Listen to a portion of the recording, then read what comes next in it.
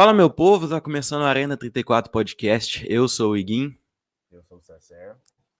E hoje a gente vai ter mais um episódio do Bola Prosa. Bola Prosa, que foi um quadro que vocês gostaram bastante, né? Na semana passada a gente trouxe aí um episódio com o Pietro do Curiosidades da Bola. Inclusive, se você não ouviu ainda, vai lá, ouve. Ficou muito bacana. A gente espera muito que vocês tenham gostado e pelo feedback que a gente recebeu, todo mundo gostou. Então a gente vai seguir essa tendência. Hoje a gente vai conversar com o Léo Ramawaki, que é um cara que é natural de Araguari, aqui pertinho de Uberlândia, e é repórter da Globo. Vou colocar ele aqui na transmissão para vocês verem.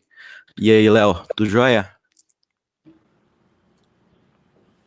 Eita, agora foi. Fala aí, galera. Beleza? Tudo bem? É um prazer estar com vocês aí. Vamos trocar essa bola, conversar, bater um papo. É isso aí, pô. Não, primeiramente, né, muito obrigado por ter topado participar. A gente fica muito honrado, assim, que você aceitou e tal. Ficamos muito animados, né? Então, para a gente começar, Léo, eu acho que, no geral, todo jornalista esportivo, toda pessoa que trabalha com esportes, ela tem que ser apaixonada pelo esporte de alguma maneira, né? Eu sei que você jogou basquete. Me conta um pouco dessa história aí. Como é que você entrou para o basquete e até como que isso te levou a querer fazer jornalismo? Pois é, rapaz. Sempre gostei de esporte, né? Desde a infância. Jogava muito futebol, né? Porque todo brasileiro adora jogar futebol. Mas eu lembro que estava lá na terceira, quarta série. Minha mãe comprou um jogo para mim de videogame da NBA, despretensiosamente assim. Eu comecei a jogar esse jogo. Eu também comecei a assistir o Pan-Americano de Santo Domingo de 2003 e assistir alguns jogos da seleção masculina de basquete. E aí eu comecei a me interessar muito, cara, pelo basquete. Né? Tanto jogando videogame quanto assistindo a seleção lá no Pan-Americano. E aí eu procurei, na minha cidade, lá em Araguari, um local para jogar, então achei lá no ginásio municipal. E aí começou toda a minha história. Passei a treinar basquete, 3 vezes por semana, 4 vezes por semana, isso dos 10 até os 18 anos de idade. E aí foi no basquete que eu me encontrei, né, que eu aprendi muitos valores que eu já trago para mim, né, na minha vida já há muito tempo. Grandes amigos, muitas experiências, viagens, competições. E também foi graças ao basquete e ao esporte em si que eu encontrei uma profissão. A gente muitas vezes o jornalista esportivo é um atleta frustrado, né? Eu queria ser jogador de basquete, tive alguns problemas médicos ali que me impediram. Então eu enxerguei no jornalismo uma forma de estar pertinho do esporte, né? De viver o esporte, de poder participar de grandes eventos, grandes coberturas, estar nos grandes jogos, conversar com ídolos e grandes personagens. Então foi graças ao basquete, graças ao esporte, que hoje eu me tornei jornalista, né? Por conta disso, para estar inserido no jornalismo esportivo. E, sim, como a gente já tinha conversado antes, você é de Araguari, né? Aqui pertinho de Uberlândia. E fala pra gente como você enxerga a sua trajetória até aqui, de Araguari para a Globo, fazendo faculdade na UFO. Como você começou a entrar no Grupo Globo? Cara, foi corrido. Na época de faculdade e nos primeiros empregos, né? Meu primeiro emprego foi no jornal Gazeta do Triângulo, em Araguari. Então eu fazia o estágio de manhã, pegava o ônibus, ia à tarde para a UFO, para a faculdade. Depois eu tinha uma passagem rápida pela prefeitura também, mesma coisa, de manhã na prefeitura, à tarde pegava um ônibus e ia para Uberlândia para fazer a faculdade. Depois eu passei a estagiar na TV Integração, que é afiliada da TV Globo. E aí sim, passava o dia inteiro, né? Acordava às 5 da manhã, pegava o ônibus às 6 da manhã, chegava na UFA às 7, depois à tarde ia para a TV, chegava em casa só 8, 9 horas da noite. Era uma correria boa, assim, né? 2 horas na estrada ali, 1 hora para ir, 1 hora para voltar, dentro do ônibus. E que me fizeram crescer. E aí, depois do estágio na TV Integração, eu entrei como efetivado, fui produtor de reportagem, né, do GE Local, apresentei, e aí depois eu virei repórter. Sempre enchi o saco da minha chefia lá, que eu queria ser repórter. E eu fiquei 8 meses só como repórter na TV Integração, porque aí surgiu o Passaporte, né? Que é o programa da Globo que recruta jovens jornalistas para cobrir grandes eventos. E eu fui selecionado na turma de 2018 para fazer parte da cobertura da Copa da Rússia. Então foi bem legal, foi uma trajetória rápida. Confesso que eu não esperava. Eu projetava estar por aqui daqui a alguns anos apenas, né? Depois de muita experiência ali na afiliada. Mas, graças a Deus e com muito esforço, muito trabalho, estou por aqui realizando meus sonhos, né? Estar perto do esporte. Agora vou passar um tempo na Globo News, pegando outras experiências, mas eu estou no lugar onde eu queria estar quando eu pisei pela primeira vez na faculdade, né? Então isso é bem legal. Eu brinco muito com o Renato Pertes, que é outro repórter de Araguari, aqui da TV Globo, que Araguari vai dominar o mundo. E a gente vai começar dominando a Globo, depois dominamos o mundo. Bacana. É. E você falou aí que você foi escolhido no programa Passaporte lá para cobrir a Copa do Mundo. E eu, como sou muito fã do futebol argentino, tipo assim, muito fã mesmo, conta aí eu queria saber como foi cobrir a Argentina em loco durante a Copa. Cara, foi uma experiência surreal, né? A gente está falando de uma bicampeã mundial, uma seleção super tradicional que tem um dos maiores jogadores da história, dois na verdade, né? Porque é o Maradona e o Messi. Foi uma tremenda experiência, foi surreal porque estar envolvido ali com 23, 24 anos, uma cobertura de Copa do Mundo, indo no CT da seleção da Argentina, conversando ali, né, tendo a presença do Messi, Mascherano, do Sampaoli, de grandes craques ali da história do futebol argentino, entrevistando craques do passado. Eu tive uma entrevista exclusiva com o Canidia. Foi muito legal, cara. A gente tem muitas semelhanças com os argentinos, muitas mesmo. A paixão pelo futebol é praticamente a mesma, ainda que eles são mais apaixonados que a gente, de certa forma. Eu sou fã da torcida argentina porque eles alientam, né? Eles dão força para os jogadores a partida inteira, independente se está perdendo, se está ganhando. Então, a forma como eles são apaixonados e torcem pela seleção é algo mágico. Foi bem legal, cara. Foi uma experiência muito massa. Estar perto, né, de grandes jogadores, não só da Argentina, mas do Uruguai também, porque eu acabei recebendo essa missão de acompanhar o Cavani, o Suárez e companhia também na preparação para a Copa da Rússia. Foi mágico, cara. Foi bem legal. Foi uma experiência que vou levar para a vida e que me fez crescer muito. Foram 6 meses como correspondente em Buenos Aires. Esses 6 meses, com certeza, eu cresci vários anos ali, pessoalmente e profissionalmente. Com certeza. Eu fiquei curioso, né, que você falou sobre o projeto Passaporte e tal. Eu acho que eu não captei muito bem. Como é que foi que aconteceu isso aí? Esse projeto Passaporte é algo que já acontece há algum tempo e eles convidam as filiadas. E como que você entrou nessa enfim, para participar desse plano aí que com certeza mudou sua vida, né? Deu uma alavancada muito grande na sua carreira, até cedo, né? Igual você fala que esperava que fosse demorar muito mais tempo e foi bem mais rápido do que você pensava. Com certeza, né, cara? Minha primeira experiência morando sozinho foi aqui, no Rio de Janeiro, e depois em Buenos Aires, morando em outro país.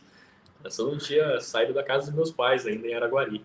Então, sair de uma cidade de 110 mil habitantes para morar numa capital e depois numa capital federal, que é Buenos Aires, pô, isso realmente mudou muito a minha vida. O programa Passaporte é como se fosse um programa trainee.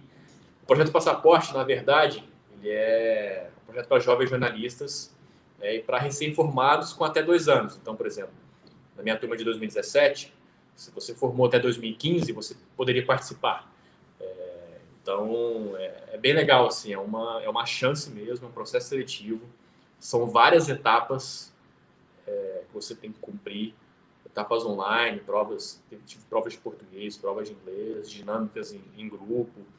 É um teste bem complicado, um processo seletivo bem difícil, mas que compensou bastante, né? Foram 6 meses, praticamente, de processo seletivo, mais de 4.000 candidatos para 6 vagas. Então, foi bem legal, foi bem legal. Não, bacana. E voltando a falar sobre a Argentina, como que o pessoal assistia aos jogos da seleção lá em Buenos Aires? Era em bares, em parques? Tinha os bares e restaurantes, né? Mas na época da Copa a prefeitura montou 2 telões em pontos estratégicos lá. Era um parque, se não me engano, na zona norte de Buenos Aires, e a Praça São Martin, Praça São Martin, que é um ponto de referência ali perto de Porto Madeiro. Então, assim, milhares e milhares de pessoas iam assistir esses jogos nos telões montados pela prefeitura. Era uma festa, assim, tremenda, bem legal. É aquele clima mesmo de Copa do Mundo, né? Aquele clima de união, a galera querendo assistir junto, né? Dando apoio à sua seleção.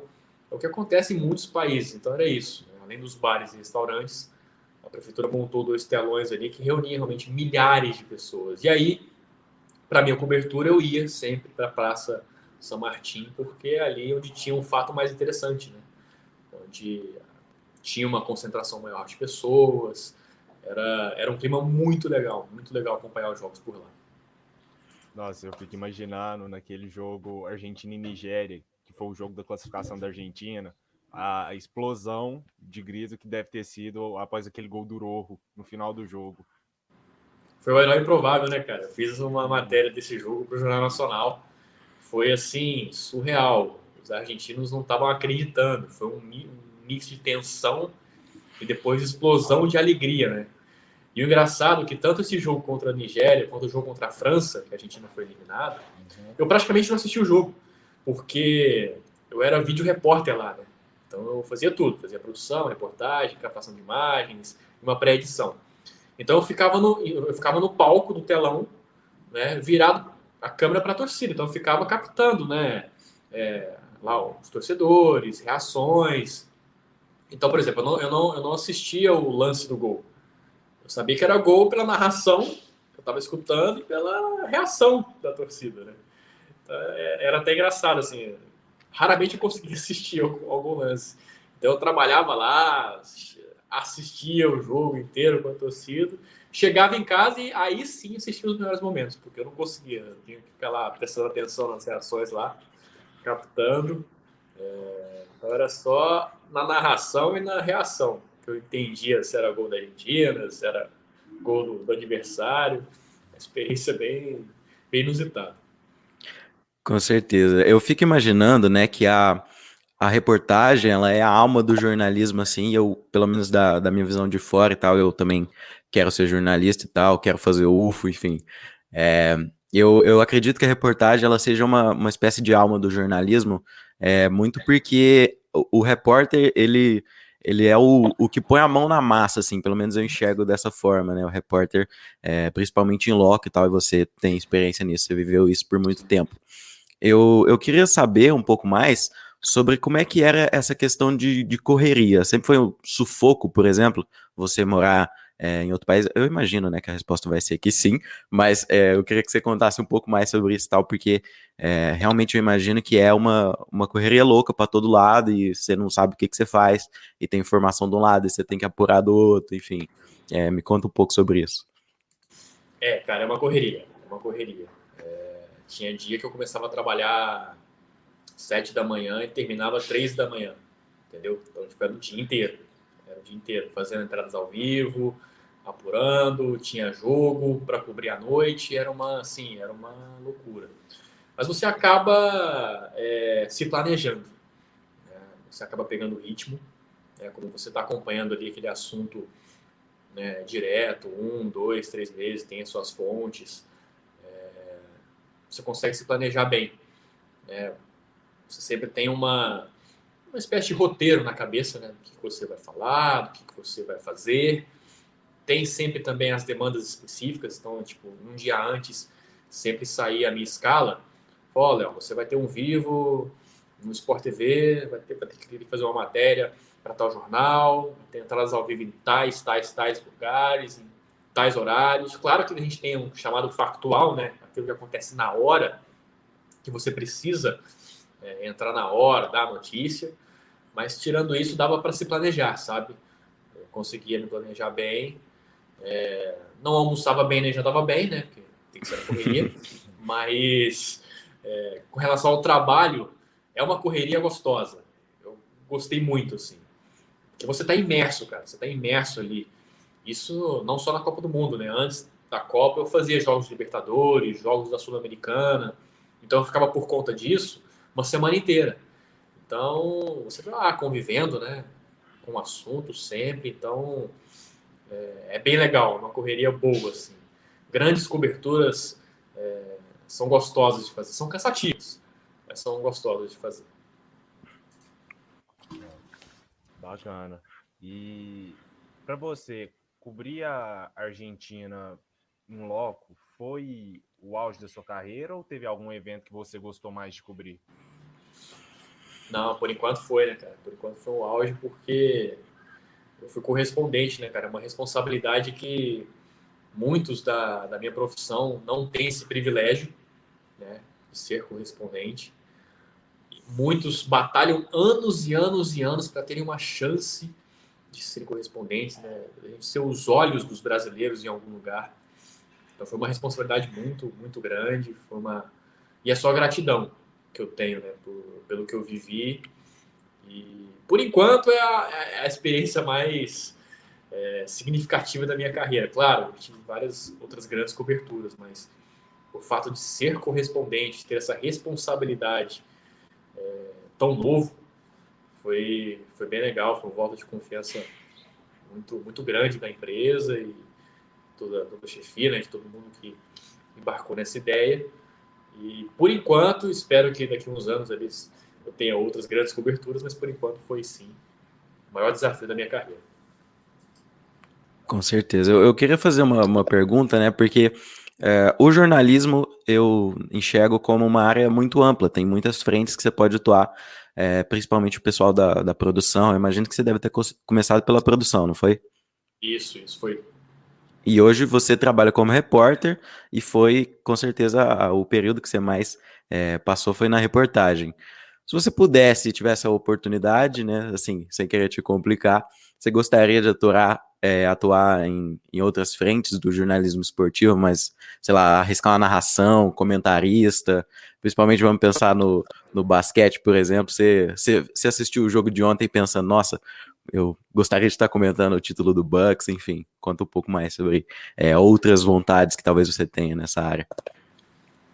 Sim, não, eu ainda gosto muito de reportagem, porque na reportagem, cara, a gente tem uma liberdade muito grande de contar histórias de uma maneira única, que é o nosso olhar, relatar fatos, estar presente, né, na história. A história está passando ali diante dos seus olhos. Então, ainda quero passar um tempo bom na reportagem, porque eu gosto de conversar com as pessoas, eu gosto de ter essa interação, de lidar com assuntos diferentes todos os dias.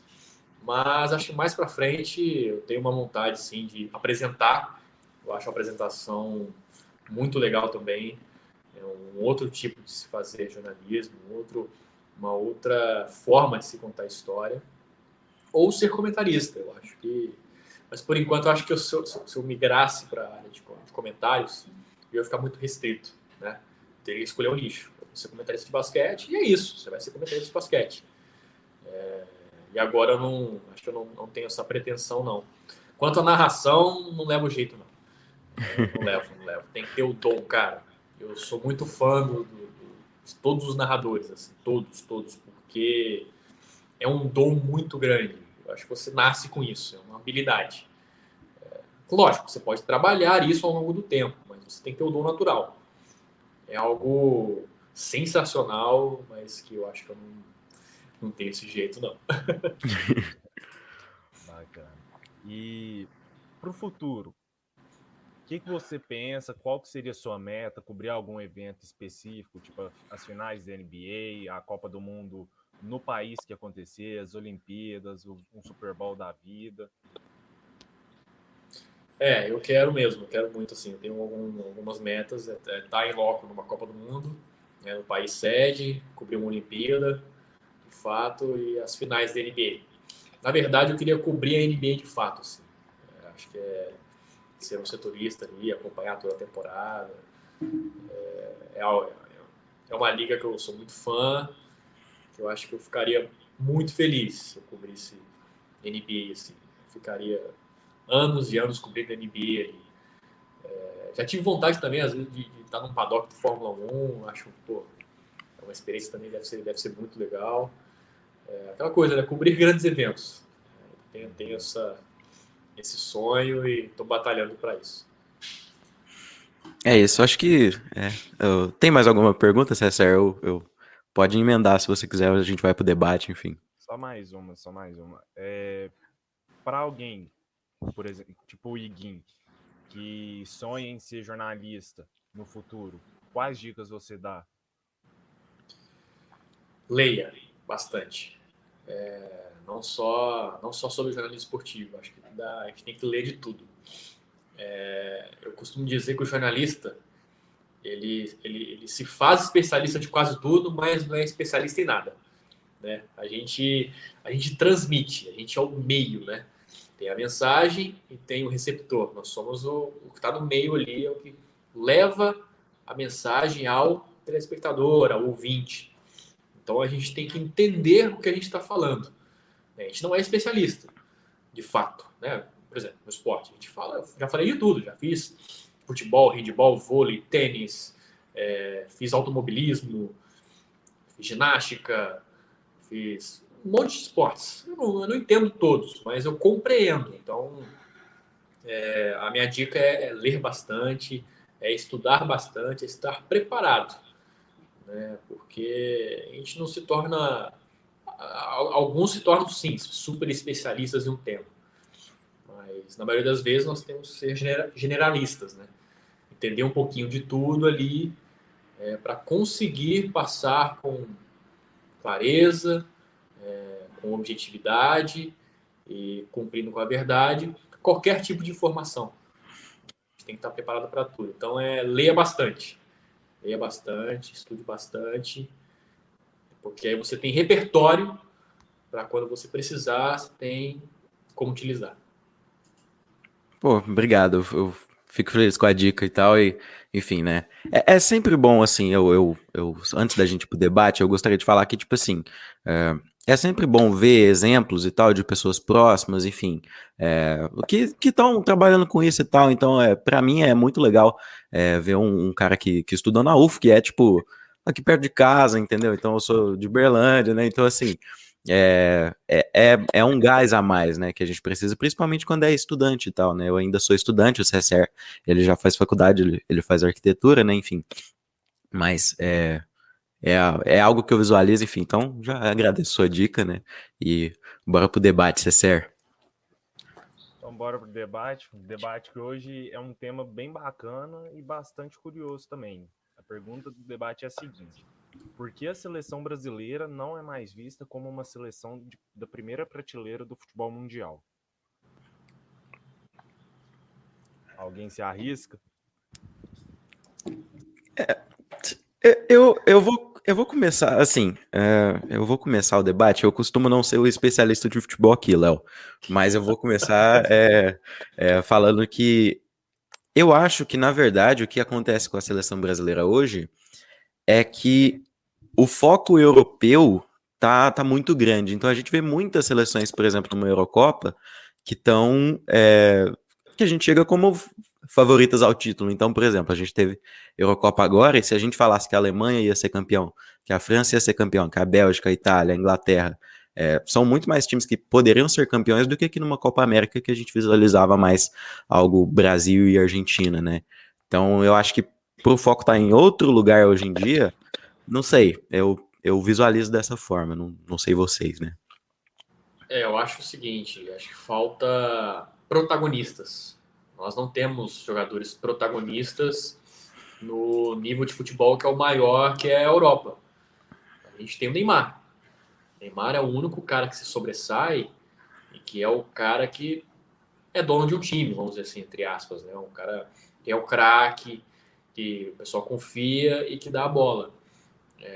Na história, nós sempre tivemos ali 2, 3 jogadores super diferenciados e que eram muito importantes nos seus clubes. Então, eu acho que falta um pouco isso, essa sensação de liderança e de assumir a bronca, de bater aqui no peito e falar assim, dá a bola aqui em mim que a gente tenta resolver. Não digo uma Neymar dependência, mas às vezes dá essa impressão, né? De que pô, vai ter que dar a bola pro Neymar porque ele é o único cara que tem a possibilidade de assumir a bronca, né, e de fazer algo diferente. Então, faltam protagonistas ao nosso futebol. E aí, confesso que eu não sei por quê, porque nós temos material humano, a gente tem muitos jogadores com muita habilidade. Se a gente pegar a nossa seleção brasileira, no papel, é uma seleção muito boa, não é uma seleção ruim. Por exemplo, a seleção da Copa da Rússia é uma seleção muito boa e tinha chance de ganhar o título sim. Né? Então eu acho que é isso, faltam protagonistas, caras que tenham a responsabilidade de serem, usando uma frase da NBA, o franchise player, o cara da franquia, o cara do time. A gente não tem isso. César.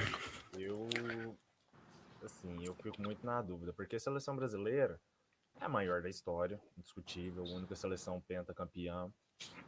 E hoje a gente fica vendo, por exemplo, as convocações do Tite.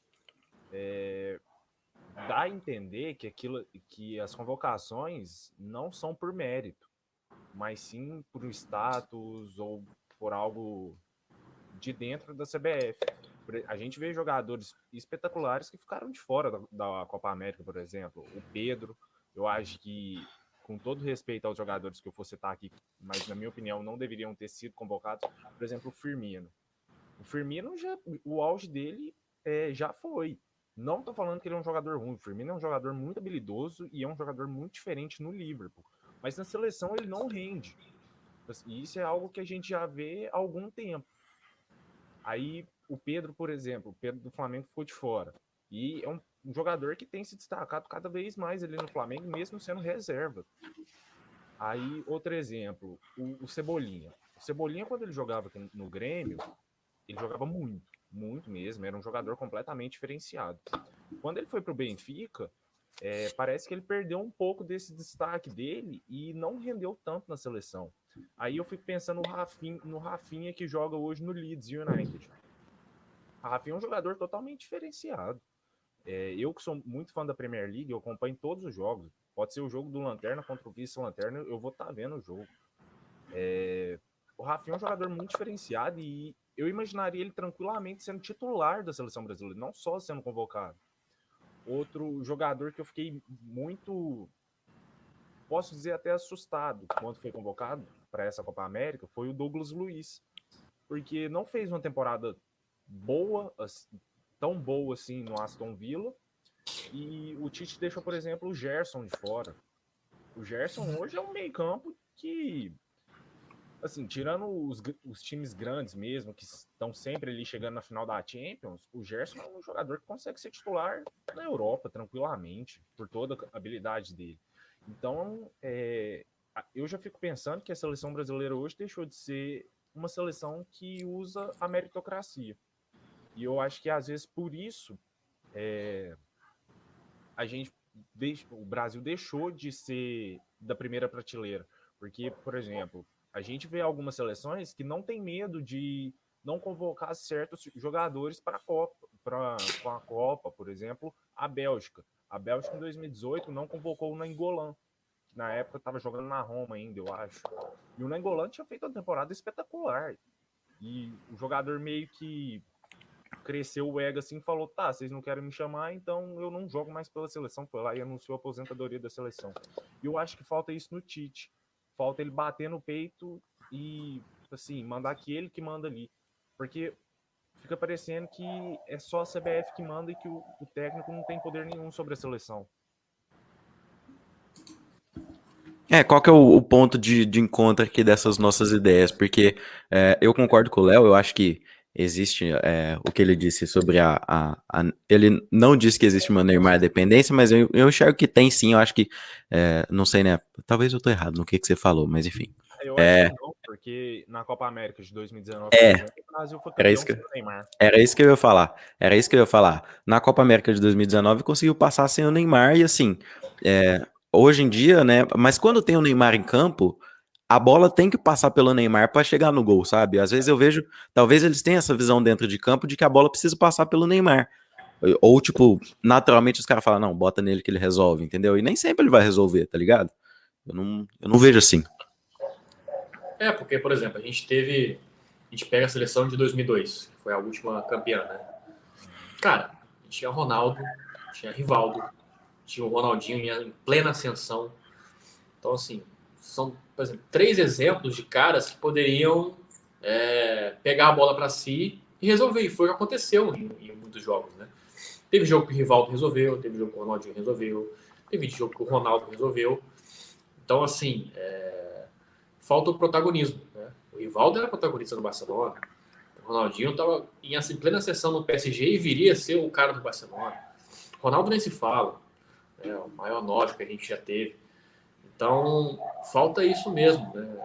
Parece que quando junta ali, o coletivo pode ser que seja forte, mas hoje em dia, num jogo tão estudado, se a gente não tem uma coisa diferente que sai um pouco da curva, dificilmente você consegue, né, ganhar. E eu concordo quando é colocado ali que não está tendo uma meritocracia. Realmente, não está. Isso não vem do Tite, né? Isso vem de muitos outros técnicos e questões, né, da CBF, de ter algumas cartas marcadas.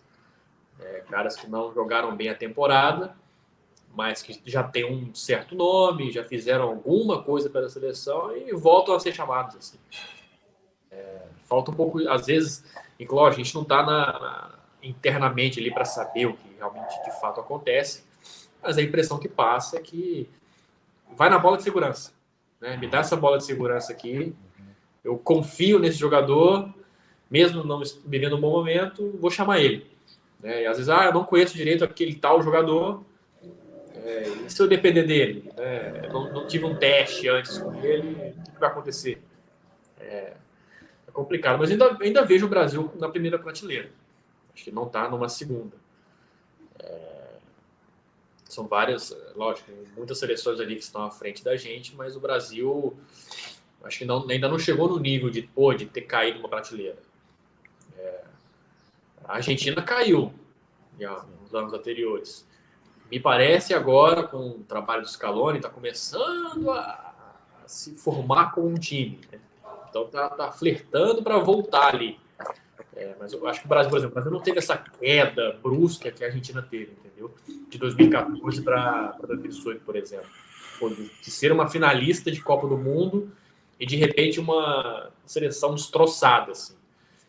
Tipo, com uma dependência enorme do Messi. Então, acho que o Brasil ainda está na primeira prateleira. Lógico, não é top, mas acho que ainda está. Eu falo isso pensando no histórico da seleção brasileira depois de 2002.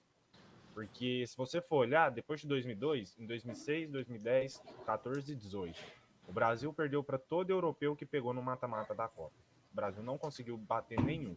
2006 a França, 2010 a Holanda, 14 perdeu para a Alemanha e depois para a Holanda no terceiro lugar, e 18 perde para a Bélgica, que era um jogo que muita gente ficou surpresa até.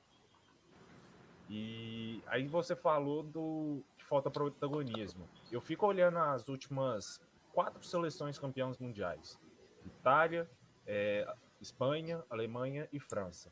Nenhuma seleção tinha um só jogador que, tipo assim, era o cara da seleção. Eram vários caras da seleção.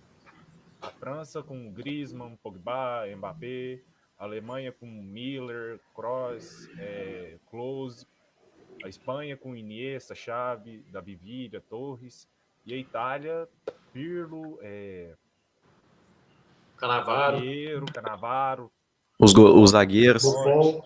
Sim, igual você falou, isso não é só até 2006, 2002 também com a seleção brasileira, 98 com a França.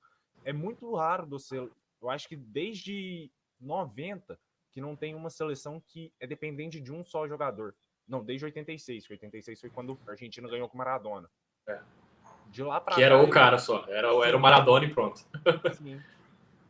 E de lá pra cá, não teve uma seleção que foi campeã com um só cara. Concordo. É isso, né?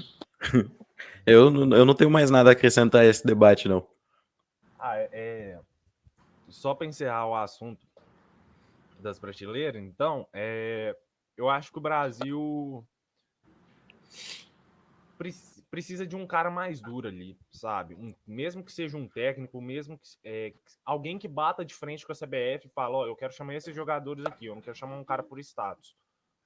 E eu acho que hoje não tem como, porque ele já assumiu outro time, mas eu acho que um cara ideal para a seleção brasileira teria sido o Renato Gaúcho. Ele é um cara que tem um bom vestiário, né? Um cara que é boleiro. E é um cara que peita qualquer um, sabe? É um cara que não tem medo de falar o que pensa. Ele quer resultado, né? Sim. Tipo, acima de tudo, ele quer resultado. E o Renato Dentro Gaúcho, no treino e tal.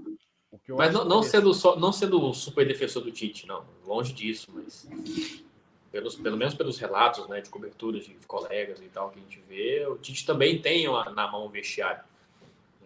Porque às vezes essa impressão sua é pelas convicções dele. Acho que também não é só a CBF. Ele tem convicções dele. E ele segue à risca isso. E vários técnicos fizeram isso. O Zagallo fez isso em 98, não levou o Romário.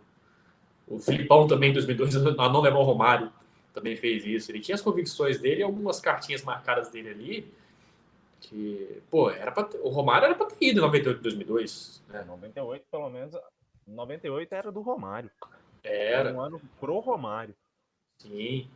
Então, às vezes, tem isso. O técnico, às vezes, tem algumas convicções. Por exemplo, em 2018, o Tite levou o Renato Augusto e o Paulinho. Lógico, os dois estavam jogando muito. Mas eram caras que ele confiava cegamente na época que ele treinava o Corinthians. Sim. Então, sempre tem isso. Sempre vai ter ali algum carinha, né, que tem uma certa segurança. Aquela bola de segurança mesmo. Então, acho que independente. Acho que até o Renato teria, cara. Né, algum jogador que ele, porra, confio muito nesse cara aqui. Ele pode não estar vivendo um bom momento, mas é um cara que trabalhou bem comigo e eu vou levar ele, pum, e pinça, sabe? Acho que isso é do jogo. É errado, eu acho errado isso, mas é do jogo, assim, que acontece em todo lugar. Sim. O Tite, igual você falou, por exemplo, ele chamou o Renato Augusto e o Paulinho, mas naquela Copa, não sei, acho que ficaram muitos nomes de fora que ali ainda estavam brilhando na época, e a gente fica pensando que isso é coisa da CBF, mas às vezes é uma coisa do técnico mesmo. Por exemplo, o Luan e o Arthur, na época ambos do Grêmio ainda, os dois ficaram de fora e foi muito questionado. E aí ele levou, acho que foi o Tyson, foi? O Tyson. Foi o Tyson e o Fred, ambos do Shakhtar. E muito ficou questionado aquilo ali. Vamos entrar no nosso ponto de encontro aqui, vamos ver se a gente consegue concordar nesse final de debate. O Hexa vem em 2022, Cesar, Léo? Não. Acho que não. Também acho que não. Sim. Lógico, pode acontecer? Pode. 94 a gente não era favorito. 94, muitos dizem que a seleção de 94 não era nessas coisas, né? Mesmo tendo Romário, Bebeto e tal. Tinha o Raí, que depois foi pro banco. Né? O Raí, que era o cara. Então, assim, 94 a gente não tinha uma super seleção e acabou ganhando. Pode acontecer. Mas é isso, né? Nessa questão da prateleira que a gente está falando, tem muitas seleções à frente da gente. Tem que ser uma Copa excepcional. Assim, os caras têm que voar muito para tentar trazer o Hexa. Eu acho que não vem. Hoje eu consegui enxergar algumas seleções que estão à frente da seleção brasileira, independente dos resultados da Euro. Eu consigo enxergar a Inglaterra, a Itália, que me surpreendeu muito, aliás. Eu nunca postei na Itália para ganhar essa Euro. Nunca falei que a Itália iria longe. Portugal também, a própria Bélgica, a França e acho que a Alemanha também. Eu não adicionaria mais nenhuma, não. Será que é a Argentina? Não sei. Aí é polêmico demais. A Argentina acho que vai depender muito do. Tá começando agora uma reconstrução, né? Eu não sei se ela vai conseguir fazer igual a Itália fez. A gente Tão pensar a rápido. seleção da Itália, a seleção da Itália não tem um super protagonista, né? Não tem, não tem. Não. Mas o conjunto deu uma liga muito forte, né? O time tava todo mundo correndo por todo mundo ali. Tem ótimos jogadores, mas não tem um protagonista. Eu concordo com essa lista aí. Tem uma pulguinha atrás da orelha da Alemanha. Eu acho que Inglaterra, Bélgica ali. Portugal tá vindo muito forte mesmo. Vai ter que ver como é que o Cristiano vai estar. Porque tem uma boa seleção de apoio, né? Sim. Tá bem melhor do que a Euro de 2016, por exemplo, que eles foram Sim. campeões. Sim. E a França continua sendo aquele mesmo time de 2018 com algumas adições. A Inglaterra, eu sou muito fã da seleção inglesa e tá crescendo muito. Chegou na semifinal da Copa de 2018 e esse ano chegou na final da Euro. É uma seleção que vem crescendo muito e ainda tem vários nomes. Sinceramente, eu acho que o problema de Portugal e Inglaterra hoje é o técnico. Ele não conseguia enxergar a melhor escalação. O Fernando Santos nem o Gary Southgate. Nossa, eu concordo. Mas eu acho que os dois principais candidatos, para mim, é França e Inglaterra. Nem a Itália eu coloco assim, tanto assim. Acho que a França foi um acidente de percurso ali. O time tá muito mais experiente, né? É a mesma base de 2018. Sei não, viu? É isso. Querem arriscar um palpite? Falar o campeão? Não. Depois que a França perdeu essa Eurocopa e não foi eu tava nem a crente que a Inglaterra, França nem ia a ser campeã. Bélgica. Então.